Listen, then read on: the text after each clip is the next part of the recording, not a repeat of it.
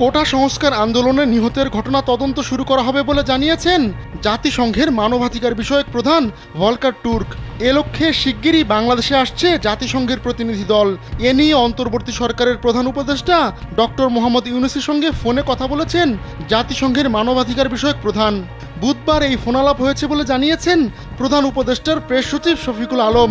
প্রধান উপদেষ্টার প্রেস উইংয়ের পাঠানো বার্তায় এ তথ্য জানানো হয়েছে।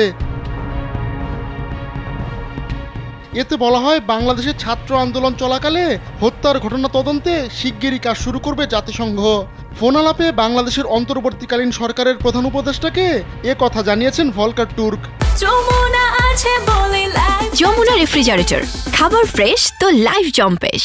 তদন্ত কাজ শুরু করতে একটি বিশেষজ্ঞ দল অচিরেই বাংলাদেশ সফর করবে।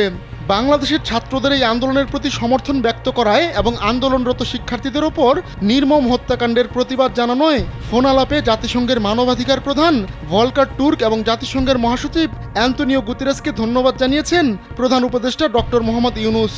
জাতিসংঘ মানবাধিকার প্রধানকে তিনি বলেন, তার প্রশাসনের মূল ভিত্তি হবে মানবাধিকার এবং প্রতিটি নাগরিকের নিরাপত্তা থাকবে সরকারের সর্বোচ্চ অগ্রাধিকার হিসেবে।